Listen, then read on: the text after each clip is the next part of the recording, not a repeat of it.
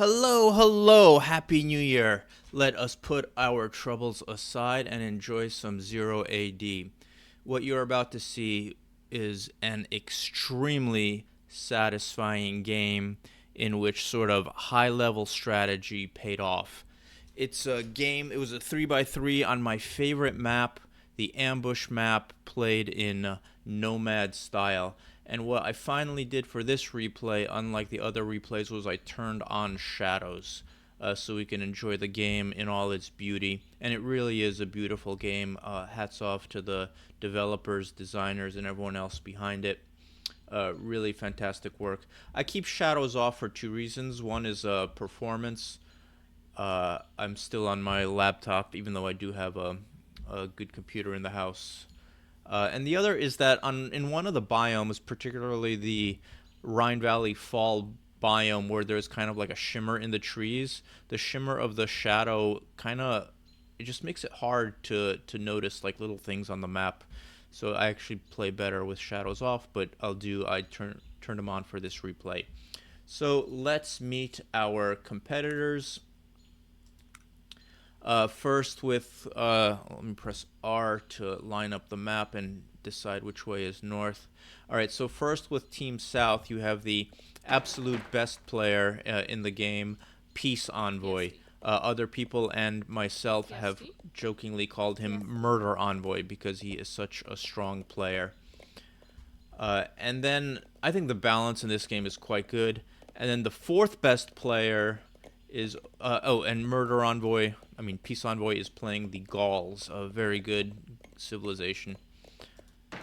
And then over here playing the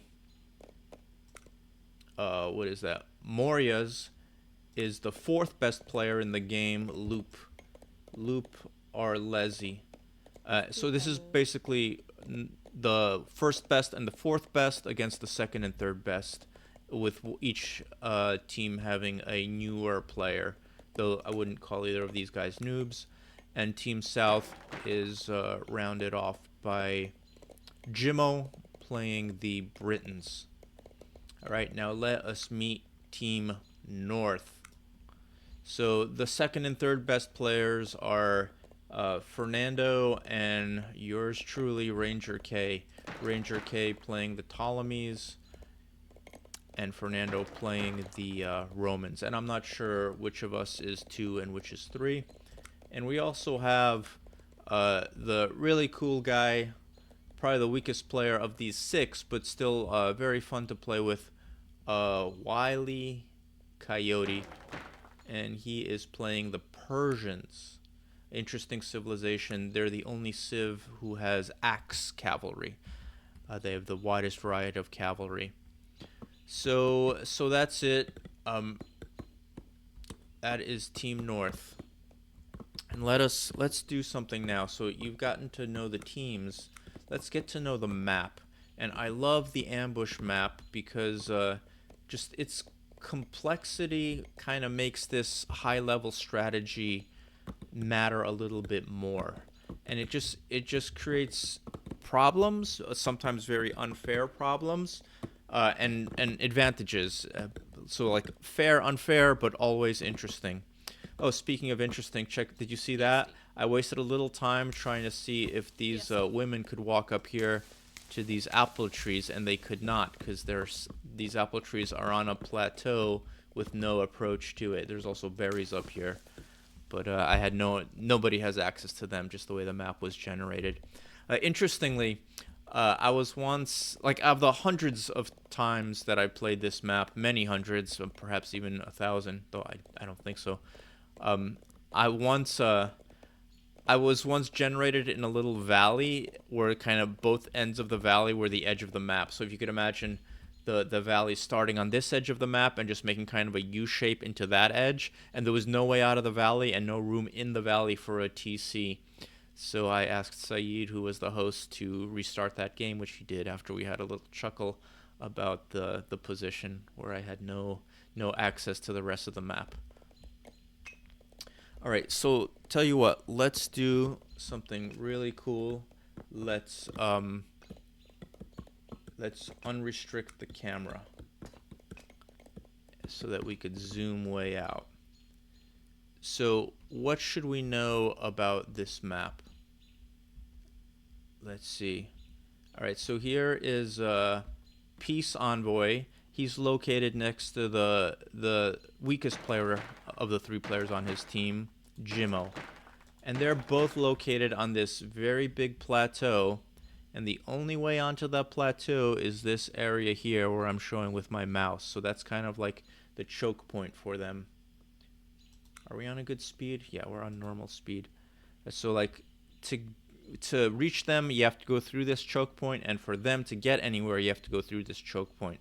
Also, notably, it looks like on the minimap you could walk around the plateau on either side, but actually right there, it's restricted. You can't walk through there. On the minimap, it looks like you can, but in actuality, you cannot. You can't get past that part. So everything has to go through this choke point, and then to reach the rest of the map, they either go this way, which would be south, or they go around this plateau and this way into this like central area. All right, now Fernando and I, we're also together, and for us, you have to go through the mouth of this valley here, or you have to enter the valley and then pass out through this mouth. Fernando's up on the plateau, I'm in the low ground here. So we also have a nice choke point, so 2 players on each team are feeling really safe. And in fact, I put up my TC over here first, and I saw Fernando walking this way, and I pinged him, and I said, you better not take that medal. And like a boss, you'll see in a little while, he actually mines this farther away medal, leaving this one for me, because he's a good dude. Even though later on I built my way out to this medal, but it turns out we both had plenty of resources in this little valley. So what does that mean? Very safe positions far away from the rest of the map for Fernando and me, and for Peace Envoy and Jimmo. So I think those 4 players boom. And then over here on this side of the map, there's also a plateau, and it also has this choke point. But near the choke point is Loop, probably the 4th best player here. And then our weakest player, although that's not saying much because I think Fernando and I are both pretty doggone strong, but here we have poor old Wile E. Coyote. He's at the end of a bottleneck, completely hemmed in by Loop, who's who you need to take seriously. So you could say contentious positions for them. They're not completely on top of each other, but they're positioned so they'll be fighting early, and then the rest of the players are free to boom. So I thought that was interesting talk through, and let's increase the speed now and see how things progress. Let's look at the top player and try to learn from the top players. Yeah, Steve? Oh, I think if I restrict the camera again, I could follow that cavalry by pressing F. There we go. So, as always, Peace Envoy does very aggressive reconnaissance, and his little horse, he goes all over the map. You can see how much map his team has revealed because of his work. Let's compare that. Let's switch to our team's view. I guess we also revealed a lot, but there are still some mysteries. For example, it's not clear to us whether you can walk around this plateau in the other direction or if everything has to go this way. Okay, so pop quiz to you. Let me slow the speed down again. Pop quiz. You know the teams, you know the terrain, you know the civilizations. What do the 3 civilizations of Team North have in common? So the Gauls, the Britons, and the Mauryas. And I'll give you 5 seconds to answer. What do the Mauryas, the Britons, and the Gauls have in common? You might have said they're all small house civilizations. That is true. But more interestingly, none of them have catapults. They only have rams. They only have rams. So one thing that I told Fernando just as we started the game, before we even had our TCs down, is like, hey, and I'm so proud of myself because it's kind of, I like the big strategy stuff, and I'm less interested in the micro. That's another reason I like the ambush map, because as I was saying, like the big strategy map kind of plays out more on in the complexity of the ambush map. But I said to him, "Hey, they have no long-range siege, so swords inside of fortresses are going to be very strong. It'll stop them dead in their tracks if you pack a lot of swords into some strong structures." All right, we crossed the 10-minute mark, and let's pull up our charts and see how everyone's doing. So, okay, it looks like the biggest economy is military doesn't matter yet. Biggest economy is indeed Peace Envoy, followed by myself, Loop, and Fernando, and the two weaker players on bottom. So I think my assessment of player skills is pretty good. It's pretty good, and I like it when people ask my advice in games for how to balance, because I think I come up with good balances. All right, 11-minute mark. Now remember, at 11 minutes on the mainland map, you get a lot farther than you do here on Nomad Ambush. Here is Peace Envoy's TC, and it's often a challenge to like fit all your fields around your TC. So he put up a farmstead there and put up a few more fields around it. Oh, and he built out houses to access some berries that were over here. That's a common thing that people do. In my corner, I built out barracks to access this iron and also access these berries. So 2 barracks there. And I'm taking an infantry strategy. I'm trying to build a lot of slingers. Although I think I started with pikes and then transitioned to slingers. Fernando did something really interesting. So, well, like a boss, he's gonna go after that iron. Already mined some of that iron, probably to get his first upgrades for farming and chopping instead of this. I should have like told him something like, "Hey, I can go for that iron. You take this one." But he's true to his word.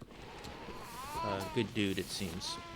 But what he did to deal with this difficulty of fitting all your fields in, he built, what are these called? Corrals, where he produces animals and then has cavalry collect the animals, harvest them. So I love it. I've never done this before. I think it's a brilliant strategy from Nomad Ambush, and I'll try to incorporate it. That's a little thing that I picked up just by watching this replay. Maybe it'll help you too.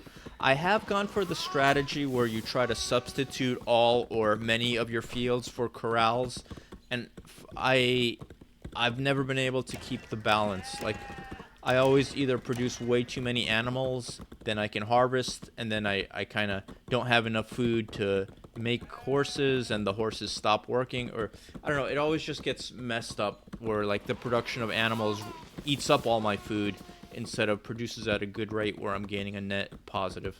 I don't know if that made sense, but anyway, interesting strategy to use corrals to mitigate the lack of room for fields. Love it. Let's switch back to Peace Envoy. 2 barracks now. That's what I tend to do. I grow with 2 barracks, and then when I'm at or near max population, I produce a bunch more so that I could replenish my army quickly. Yeah, 2 or 3. Let's see. I have 2 barracks in this game. Let's see what Fernando's doing.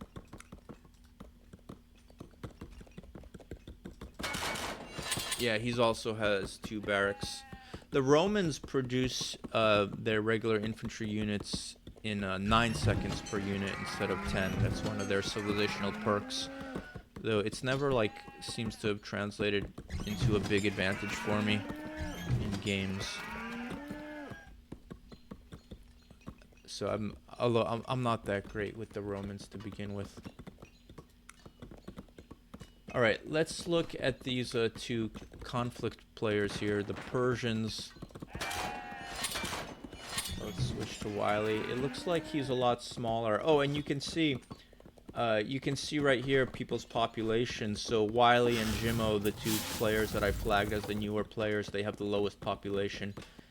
Yeah, right there. Let's check the charts really fast. So, man, my laptop really wants to tell you about its battery life. It just keeps popping up that notification. Anyway, so we have Peace Envoy and me have the best economies, followed by Fernando, Loop, Jimmo, and Wily Coyote. So any mistakes visible here? Okay, so we could see these new player mistakes. Like, his units are walking a little bit far to get to the storehouse, and that's time wasted. The more time you're walking, the less time you're chopping. So everywhere across the board, he's walking a little bit further than he should be. He only has 3 fields. He's still taking advantage of these berries. I think you or apples in this case, but the apples and berries are much more productive than fields, so it's a good idea to take them first.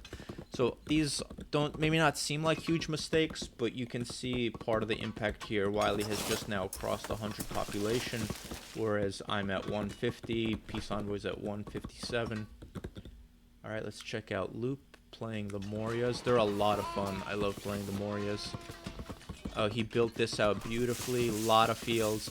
So look, compare all these fields. 10 fields to Wily Coyote's 3. Although Loop also not taking advantage of these berries, though maybe this was a tactical decision because they're too close to enemy territory. And he has 2 barracks working. That seems to be the norm. Sometimes I do 3, but... And look, see, everything is nice and compact. They're chopping their wood kind of close to the storehouse. Here he parked that Moria worker elephant, so that's a drop-off point for resources. And this is just like a more efficient economy, noticeably, than Wily's. Let's see what Jimmo's up to. Playing the Britons. The Britons are a very strong civilization. I've never had that much luck with them. I'm just not used to them as much as I am with the Gauls and some of the others. I don't know, this is very compact too. I'm not sure why Jimmo has the lowest population. They're chopping near the storehouse. I guess he's making a lot of slingers, that's why he's put such an emphasis on wood. He has 4 barracks, and they're making spearmen. That's a little bit weird. Usually, you make your faster units first. Oh, and look at that. He has 52 spearmen and just 2 slingers. Now, the spearmen, you don't need stone for them. Maybe that's why he's making them, but they walk more slowly. So generally, unless you fear a cavalry rush, you make the faster units as your economy is getting started, and then later on you catch up with however many spearmen you think you need. Let's see Peace Envoy's approach. Yeah, look at that. He has 3 times, or I guess a little more than double the number of javelineers as spearmen, because they're faster, and if you're probably not going to fight because your enemy's so far away, you just want to boom, you make the faster units first.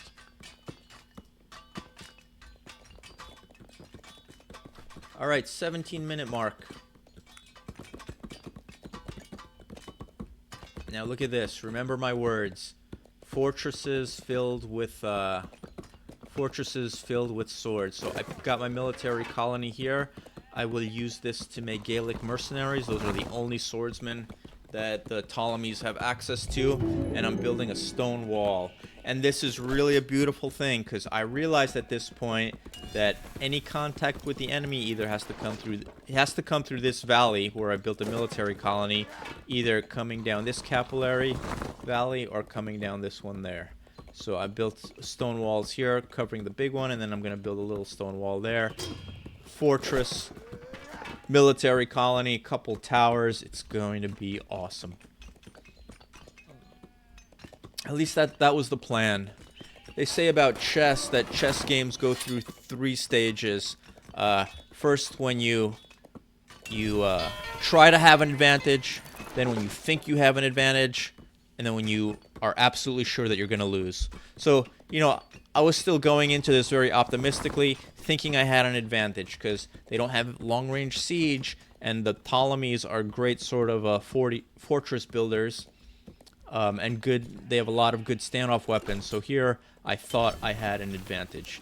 Whether it was going to go like so many chess games, I don't know. I didn't know at this point, but I guess I'm planning to title the video in such a way that you're gonna know the result.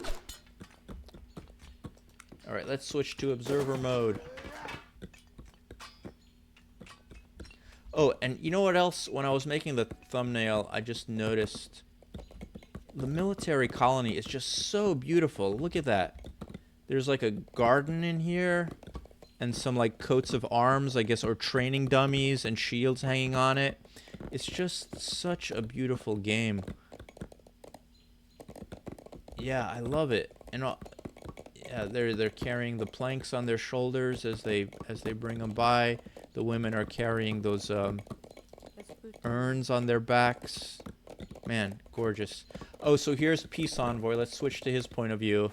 And I think he only now realized that, hey, something's amiss. He doesn't even see the whole wall, but he sees the fortress going up. So he's like, uh-oh. And this is something that Peace Envoy, I noticed, does. He just recons really aggressively. It's really good on him.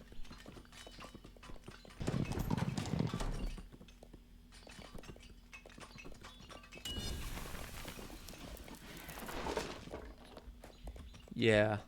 And let's admire, again, their sort of predicament. Because they are the Gauls and the Britons. Those are two kind of like offensive civilizations. Because, yeah, they don't have that much like siege work and stuff like that. But anyway, so they have to to get anywhere on the map, they either need to pass by this fortress. Good place for the fortress. Down this long valley and fight here. Or they need to go all the way around this plateau, go through these little passes here, and down this valley where they might get fired upon by Fernando. So, and it's like, it's so committal. You can't like fight and identify the weak spot and exploit it. Some might call that recon pull. You kind of have to make the decision all the way back here and either commit to the right road or the left road.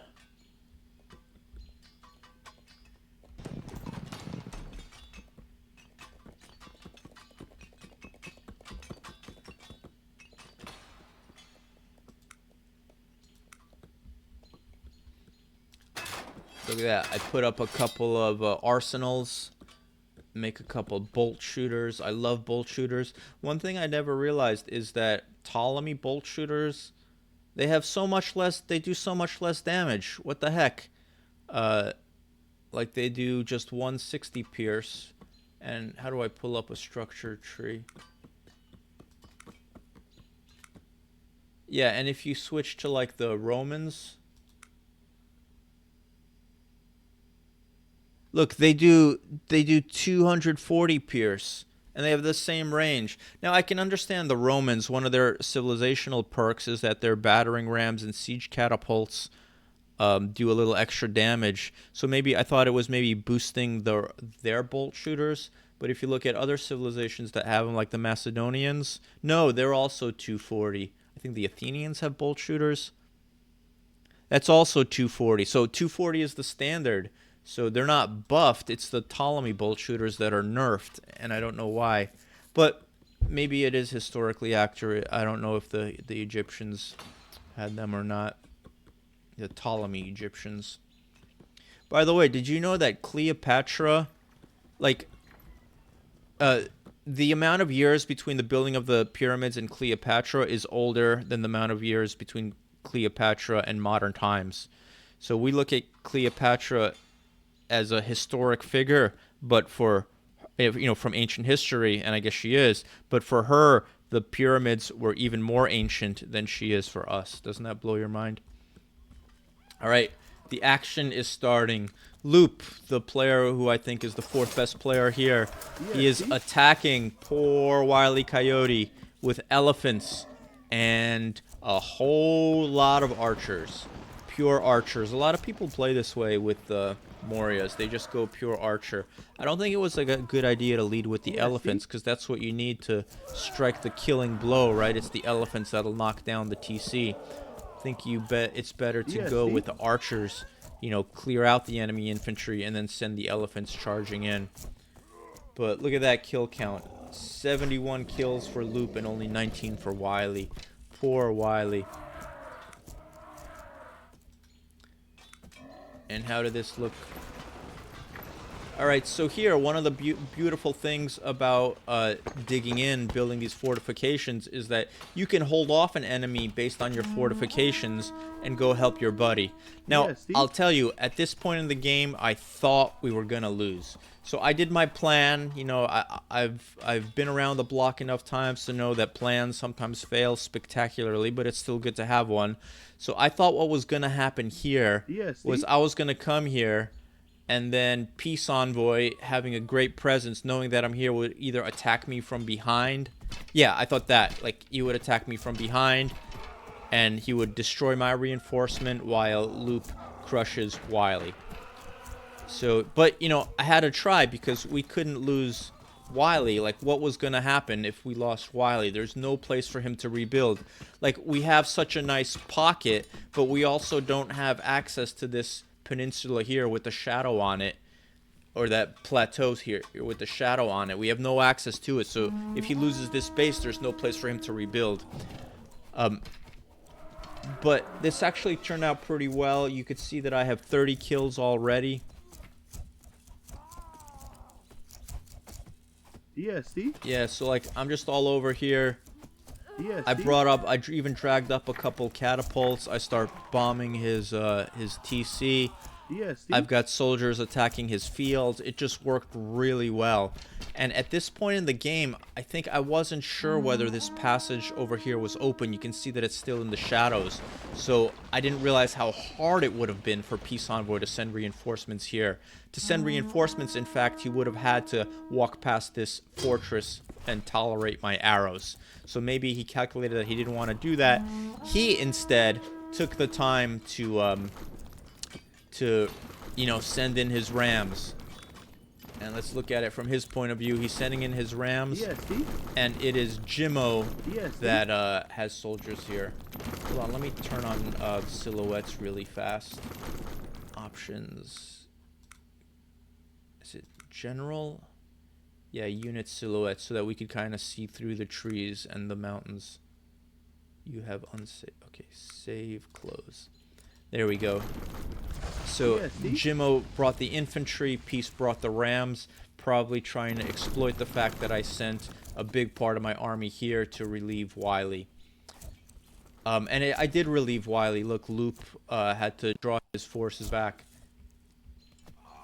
But, oh, let's go over here quick and watch my plan. What do you see here? Mercenary swordsman. Look, 2 rams already gone, and the mercenary swordsman just pop right back into the fortress. Another ram coming back for more. Gets chopped up again. Beautiful, beautiful stuff. I love it. And now all these people that took this long walk down this long valley, they've got nothing to do. Because they can pound their fists on my stone wall and on my fortress, but they're going to be eating arrows until they die. So I just love the way that worked, and I start to get an inkling that the plan's going to work. By the way, my catapults, excuse me, my catapults destroyed Loop's TC, but they died doing it. So my small party of about 60 units died. Oh no, I sent one of the catapults survived, and importantly, Cleopatra survived and walked her way back here. But all the pikemen and slingers, they died, but it was for a good cause. They took out Loop's TC, and Wily has relief. So look at Wily, his population is at 160, and Loop is also around 160. So we evened it out. We didn't win the fight for Wily over here. Loop still has that frightening number of archers, over 100. But he's low on food, and he has few women. Yeah, see? Wow, 130 archers. That's insane, but he's going to struggle to rebuild his ranks. without food. And look at this. Peace did not see this wall either. Only when he comes down here did he see the wall. So it's like, wow, you boys went on a really long walk just to discover there was a wall there. Yes. So now you have to turn your butts around and walk all the way back to find something productive to do. See, this is what I mean by the terrain of the ambush map gives really interesting, unfair, mind you, unfair problems, but interesting problems. Here's that bolt shooter working. And, yeah, I just have too many... I have too many ranged units. ESD. All ranged units, and they're buffed by Cleopatra, who increases the shooting rate of ranged units. And I think Peace Envoy, who is an amazing player, he's going to realize this is a lost cause. One interesting choice, which I don't understand, is that he built Brennus, who's a very powerful swordsman, but he doesn't buff your forces. Almost everybody who plays the Gauls produces Vercingetorix. Vercingetorix, this guy with the funny mustache. Yeah, so interesting choice. Maybe he was just experimenting. Top players do experiment.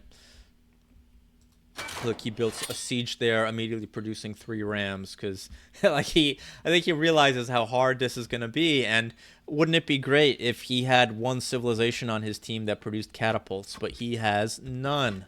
So he's going to have to get up close and personal with his rams and deal with my swordsmen, no matter what he does.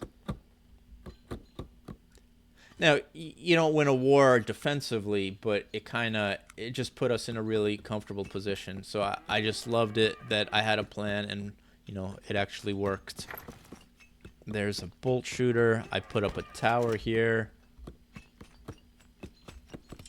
So let's look at the kill count. 190 for me, 198 for Loop, and everyone at Peace has 40. Fernando is still booming. Fernando is going... I think for the OP Cav strategy. Let's take a look. Wow, now he has 13 corrals producing cows instead of sheep, so he can do with just a small number of fields. Yeah, and 10 stables producing champion cav. Love it. Love it. And that's what the defense allowed. Now, he does send this group right here of 72 infantry, mostly javelineers, because, again, you use the fast-moving units to build your economy. But I think here he's just making room in his population. So I think he's going with the expectation that these guys will die. So he has more room in his population limit to build champion cavalry. Maybe maybe it was hard for us to tell like how hurt Loop was by losing his TC. So maybe he was not just trying to completely waste them, but maybe take advantage of Loop if he was weakened substantially. But Loop is a good player, and he recovered nicely. ESD. Yeah, he recovered. Golly, 127 archers. But you know how you fight against archers? Champion Spear Cav. Great way to handle archers. Or your own archers.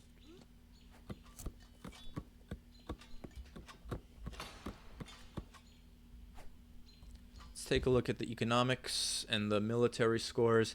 Yeah, so here you see the teal line. That's Loop's big attack on Wiley. Yellow line is my counterattack and also handling Peace's incursion. Economically, you can see like the how I rated the players. Peace, who I said was the best player by far, has by far the best economy. Then it's me and Fernando, who I think are about equal. I have the Ptolemies, who I think have an economic advantage, like that trickle of food that they get as a civilizational bonus. And Loop had an economy that was doing really well too, but it kind of leveled off after his TC was destroyed by my 2 catapults. So, life goes on. ESD. The enemy is on the move. So, Jimmo chooses this road. I guess if they're Team South, then that would be the East Road. and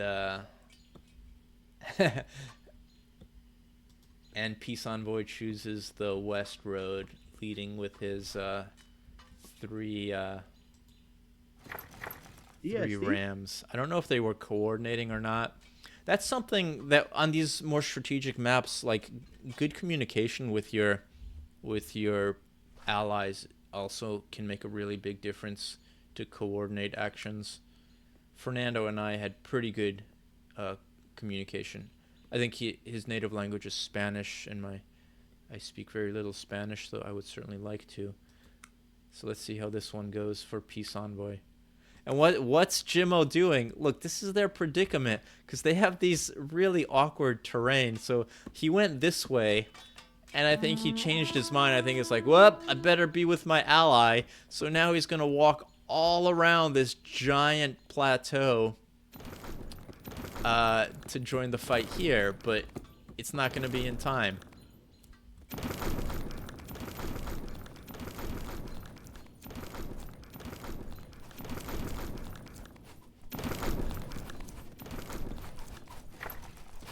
Did he promote? Yeah, look, he made really good rams to Peace Envoy's credit. See, he promoted their power and their health. So I think he realized the predicament and he addressed it. He addressed it by making boosted rams. But this is still horrible. Like he has to eat so many slinger stones and javelins and arrows. And EST? bolts for my bolt shooter. EST? I made a few champion pikemen. I started repairing the wall, but then he came back. I don't know why. I don't know if he was waiting for Jimmo. I don't know what that back and forth was about, or if he just changed his assessment, decided to try to punch through anyway. So then he knocks it down, but you know, Fernando is ready with his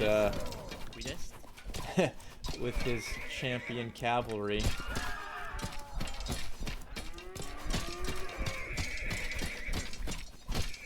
And Peace Envoy just gets slaughtered. After this little fight, let's check out... Oh, let's watch his units die, first of all. And then let's check out his KD ratio. I think this is one of the very few games where he doesn't have a positive KD ratio. Like, even when he loses, he usually puts his units together so well. And look, why is this unit going down the left road? This is all walled off. What are these guys gonna do when they get here? Down to just 10 units. Is Brennus gonna run away? See, it looks like Brennus is just standing there. His only boosting power, I was wrong when I said he has no boost. I think, like, when you destroy buildings, you collect more loot if Brennus is around. Or maybe, oh, maybe you collect more loot if you from killing units, too? Does that happen? Do you collect a little wood or food? Food sounds pretty grisly, like cannibalism. Anyway, let's check out the KD ratios. Yeah, so very rare game where Peace Envoy has such a bad KD ratio, and it's all because of the terrain. Love it. Love it. Fernando only has a low KD ratio because he sent that, you know, those 70 some odd units just to die to make room in his population. And where the hell is... And here's Jimmo's army. Like, hey, has the fight started yet? We're here. It's just such a miserable situation. Like, having to decide which way you walk around this enormous plateau. Again, I think their best bet would have been not attacking me, but to, you know, take the risk of walking past my towers and fortress and help Luke wipe out Wily. Because Wily's not easy for us to get to either. Fernando and I have to walk down this valley and button hook around Loop to get to Wily. So I think they played the wrong strategy on this very strategic map. Peace and Jimmo should have tried to knock out Wily instead of banging their heads against my fortifications. Wily here gets into more trouble. You can see Loop invading him again. EST? But man, he would do good. He doesn't need to go pure spears. You always do better with a healthy mix.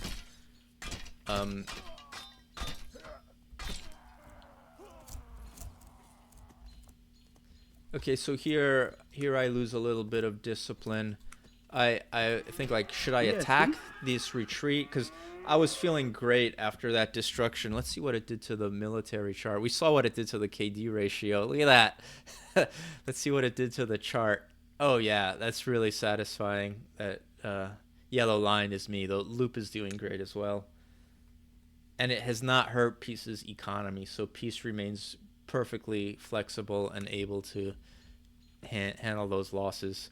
So here I just wasted time. Like, should I chase them? Okay, defense is working. What do I do now? You won't win the war on defense. So, like, this was just a moment of confusion where, like, man, I can't believe it worked. I can't believe it worked. Swords inside of fortresses, awesome.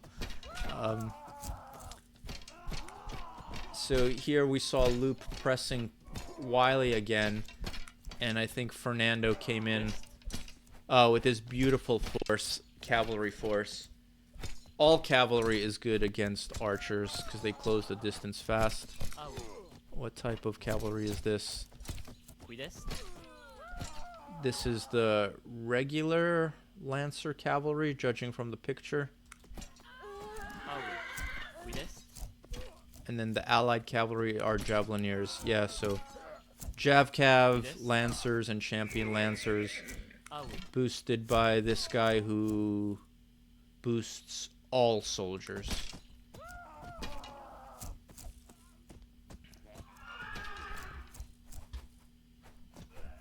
So yeah, so Fernando comes here. Why did they get hung up? Did they get hung up on a house or something? Oh, I think this unit got tied up attacking some straggler cavalry. But Fernando here delivers a decisive blow to Loop and relieves Wily once and for all. Wily also contributed. He's got 175 kills. That is significant. In fact, that's more kills than Fernando. Fernando just crossed 100 kills now. And I showed a lot of indecision here. So, like, I'm like, okay, defense is working. I don't know what to do. So I kind of left my base. You might have seen out of the corner of your eye. I left the base, like maybe I should join them. I still did not know that this was a dead end. So, like, maybe there would be a counterattack this way. I didn't know quite how bad their predicament was. But after my army left, Jimmo's wandering army finally finishes their walk and joins Peace Envoy in attacking me. So finally they get a good 2-on-1, and finally they get a fight that they're winning. And let's highlight my units and watch their slow, painful attrition. Yeah, see? So Loop is now reduced to 49, and even though Fernando did not completely obliterate the TC, he left enough units behind to do the job. And he's gonna help me out in this 2 versus 1. And that's good because my population is down. Well, I guess not catastrophically. It's down to 160. I did a good job keeping Cleopatra out of the fray. I think with some of the generals that want to fight, like Vercingetorix or Ptolemy the Fourth, you sometimes put them on passive mode. But Cleopatra is an archer, so I put her on defensive just so she doesn't get ahead of herself.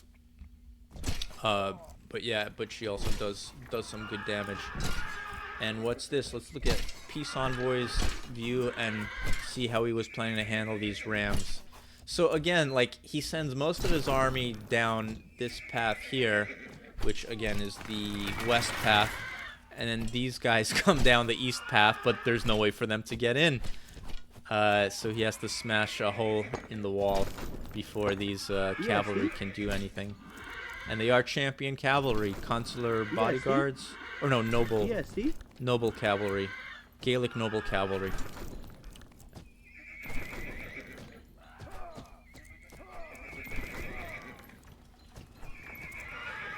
I do think that the Ptolemies are kind of bad at taking out siege. You need a deliberate plan to take out siege. And your choices are using one of the Ptolemy generals, either one, or using your own rams to kill invading rams, or doing what I did in this game, is use these beautiful Gaelic mercenaries, Gaelic swordsmen as mercenaries. Yeah, see? And look at that, 18 of them will chop up these rams like nothing. Ah, beautiful. Made stir fry out of those rams, and they popped right back into the fortress to shoot arrows. Love it. Love it when a plan works. And then I transferred some of them into this tower.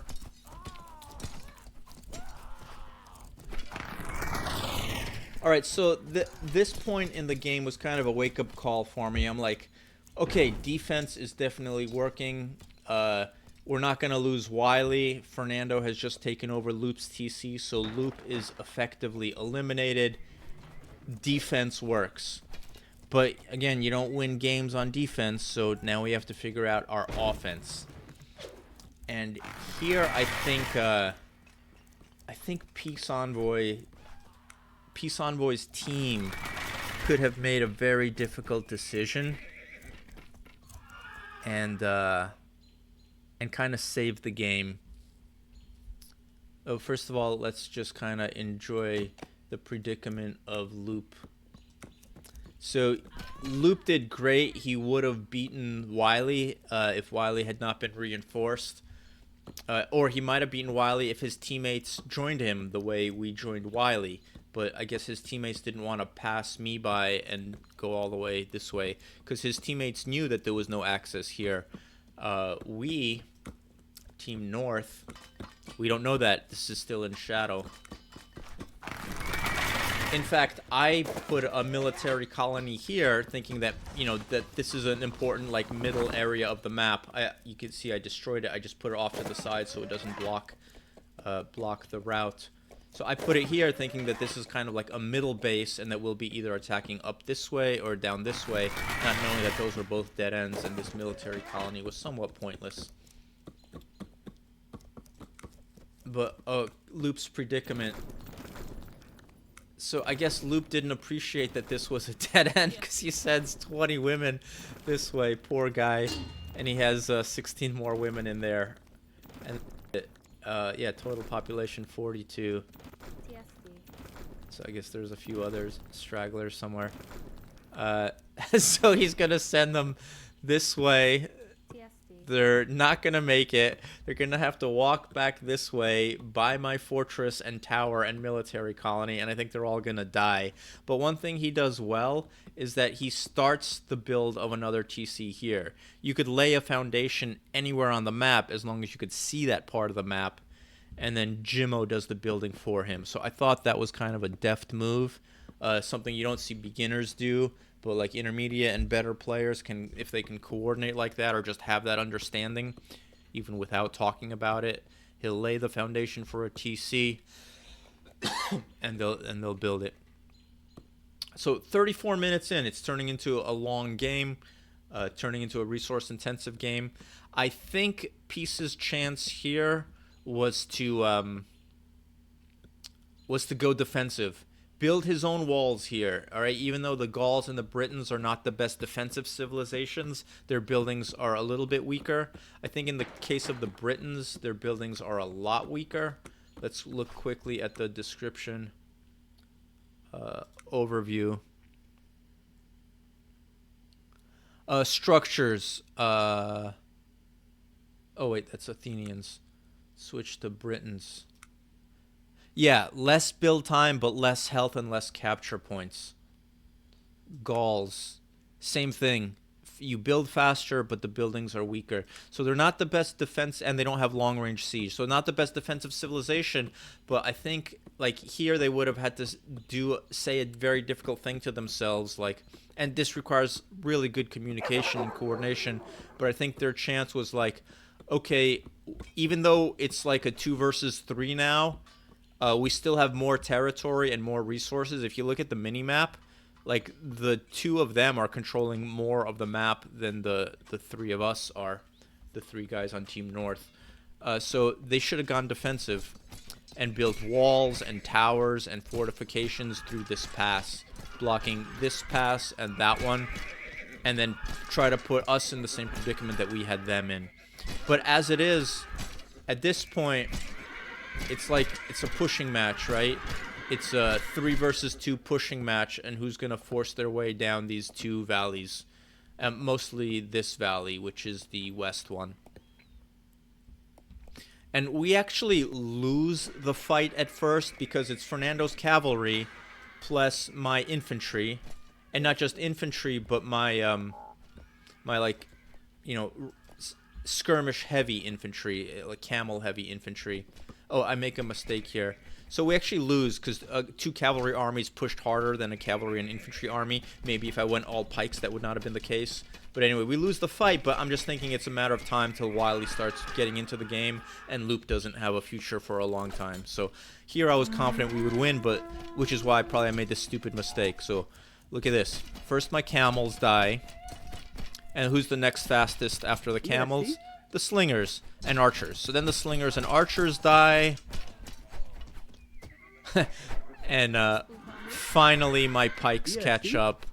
And then the pikes do their thing. They're actually pretty good against cavalry. But they slowly die too. The only good thing I did was I saved Cleopatra. I kept her off the front, so she was further back. But that's a stupid mistake that I made, a mistake that should be beneath me if I want to play at kind of an advanced level. And that's just charging in, because your weakest, fastest units, unless you have like elite cavalry, then it's a different story. But like if it's an infantry army with some cavalry support, you'll kill your camels, then you'll kill your slingers, and what should be the wall of pikes will get there last. So a big stupid mistake right there. I have lost games where I thought I was winning the way I thought I was winning in this moment by doing stupid stuff like that. So shame on me. Here's one thing I liked. So I think we all realized at this point that this is a dead end. Or did we realize it? No, I guess we still don't know it. But anyway, I put a catapult here just to be a nuisance, and I like part of this game is just part of any game is just like being as big of a nuisance as you can. Same with chess, same with card games. And I just put here, then later I put another catapult down in this draw, and I put a couple catapults there, and I just like destroyed as much stuff as possible. You know, maybe I'll give them you know, maybe they'll have to worry about housing in addition to other things. Oh, and I think here, based on here, Wily certainly knew, because his cavalry wouldn't continue that way, that it was a dead end. Oh, you can see he turns them around again. He thinks he misclicked or something, but in fact his cavalry is turning around because they can't find a path.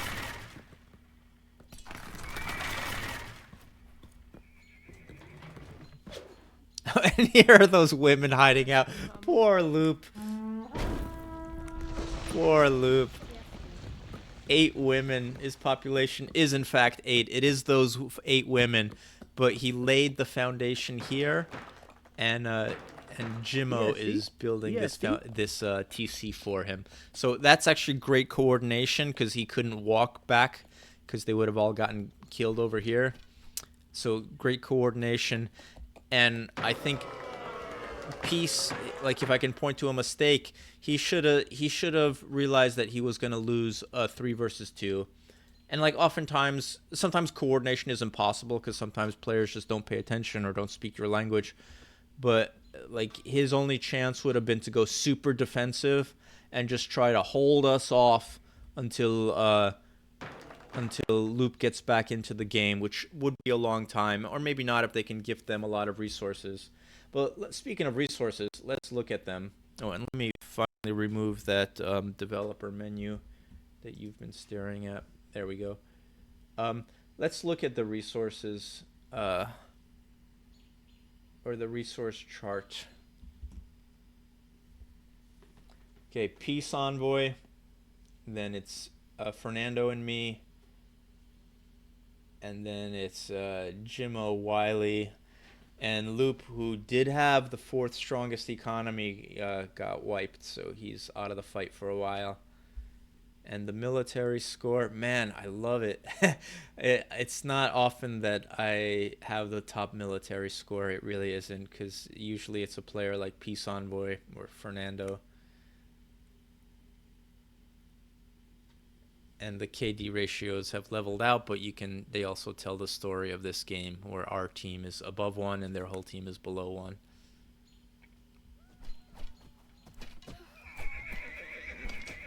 So just like for Peace, it would have been hard to make that like mental adjustment to it would have hard to like change what you're doing and go defensive.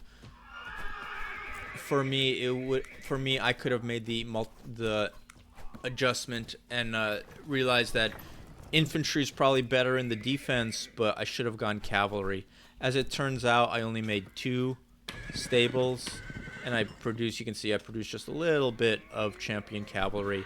Oh, another thing that the top players did, Fernando and Peace both built wonders. I was too lazy to build a wonder, so that was interesting.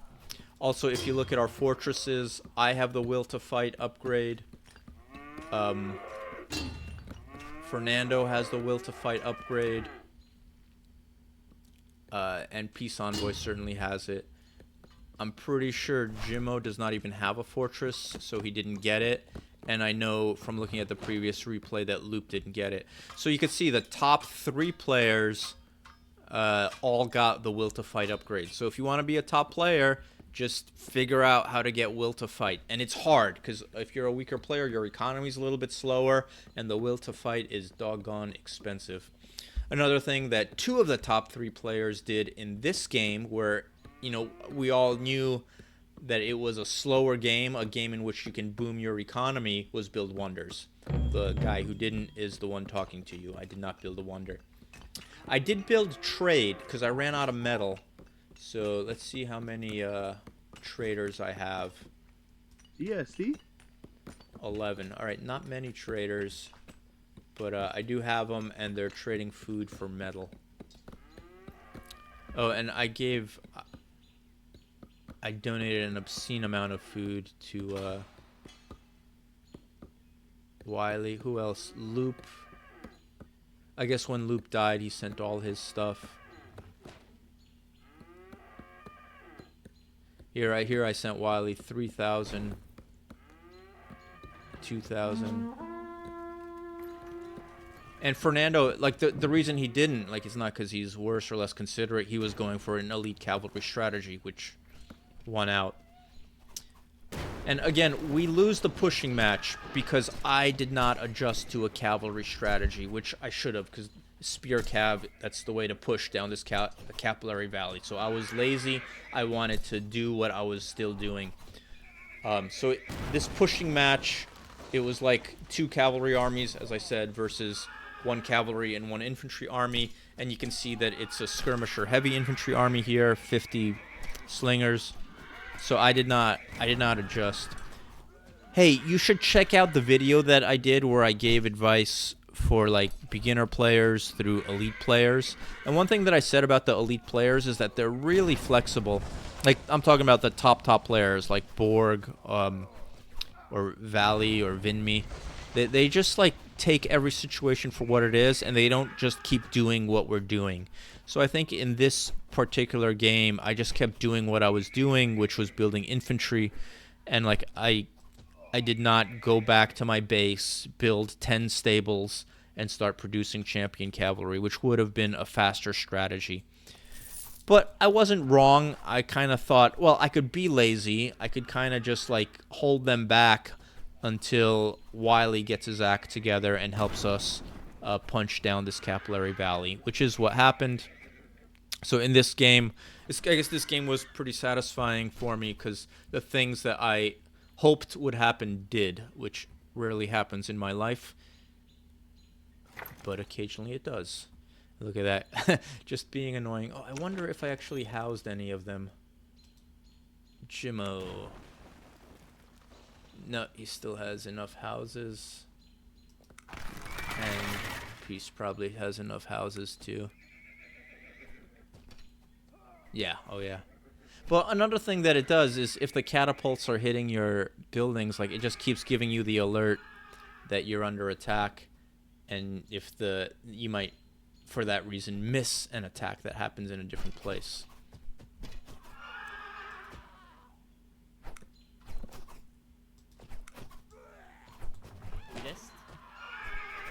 I guess Fernando, is he out of... Yeah, he's low on iron, so he reverted to just regular cavalry. Javcav, boosted by that one Roman general. Oh, I guess he lost his earlier general, but I think this one's even better for cavalry. Oh no, it's only plus 15%, whereas the other general gave plus 20 to all units, not just cavalry. And Loop's population has increased from 8 to 9.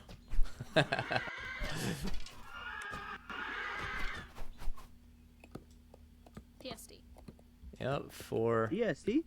2 archers building a barracks. I guess he killed those units that were over here, or he tried to walk them back and they got shot up by the towers and fortress.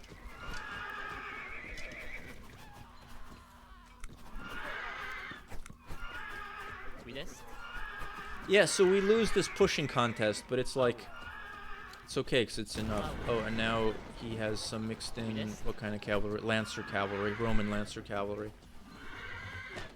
But here comes Wiley with his Persian army, and that's going to be enough. And a Persian general. Cyrus the Great. What does he do? Plus 20% damage. And when it's 3 versus 2, we just win. And I love these catapults just being a nuisance.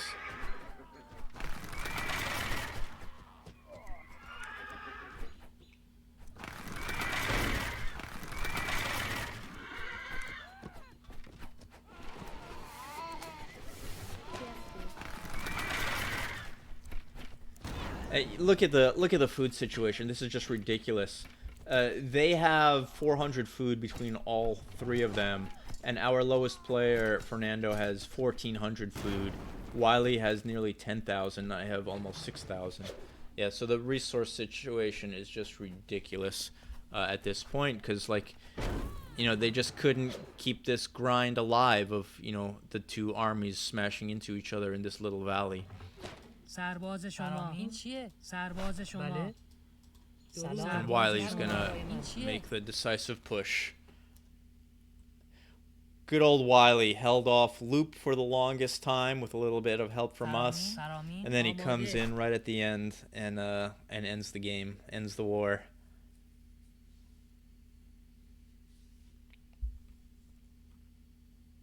Look at these cavalry statistics. Fernando has 164 cavalry and 45 infantry. He has no support at all. He converted his whole economy to these corrals producing food. Amazing. Let's see how they're doing. Oh, let's switch to Fernando.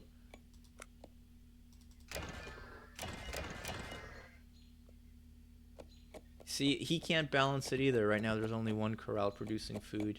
It just requires like constant tweaking. Let's see how many traders I have. EST? 13 traders now getting metal for food. Alright, and now we could see by the silhouettes that it's blue, yellow, purple, red. Wait, blue is Peace Envoy. Oh, you know what? I didn't like the balance of Peace's army. EST? Look at this. It's mostly cavalry. He needs spears, and he has a bunch of churches too. Does he just have 1 church? Or 1 temple? No, he has a bunch. He has 7 temples. He should be just churning out spearmen.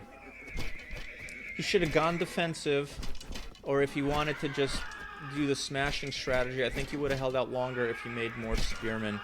I guess he's out of food. That's a big problem.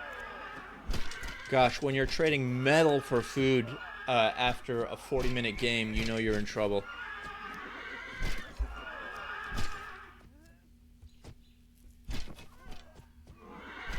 Yeah, but I think Spearman, the naked fanatics of the Gauls, and one of the reasons I love the Gauls is because they're not champions, but they're kind of like half champions.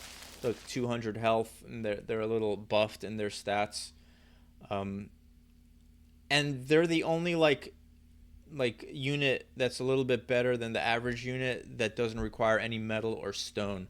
So you can have this map that's kind of deplete of resources, just wood and food, and still be churning out these like semi-champion units.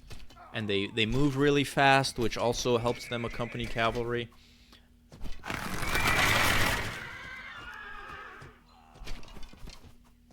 Anyway, that's my take on it. Peace is a much better player than me. Like, he makes fewer mistakes than I do, but still, I want this to be educational. You know, I do chess too. Like, I even coach kids a little bit, and I run a chess club. And chess has this privilege of being looked at as a real like educational game, and it really helps you develop, and it does. But it is not at all clear to me why chess enjoys that privilege above other games. That privilege in perception. Isn't that beautiful? It's a little shaky on my computer, but like I love all the individual units.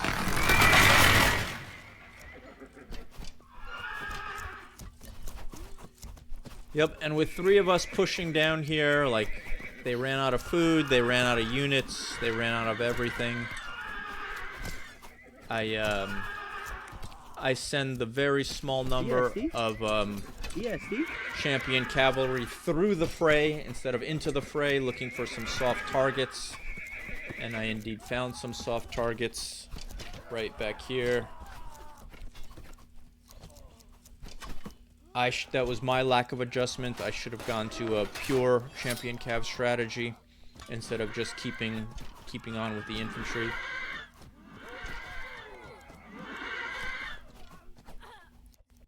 And I think peace rings the bell. Yeah, there it is. Jimmo and Peace almost simultaneously resign. GG, guys. I love it when a plan comes together. Let's take one last look at the stats.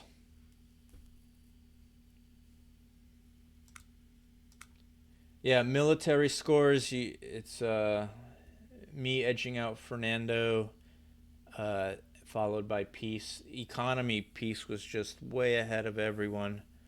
But it really helped that we took out Loop, because yeah, I think if they would have helped Loop take out Wiley instead of smash themselves against my defenses, this might have been a whole different game. But it worked out well. Hope you enjoyed it. Take care. Happy 0 AD.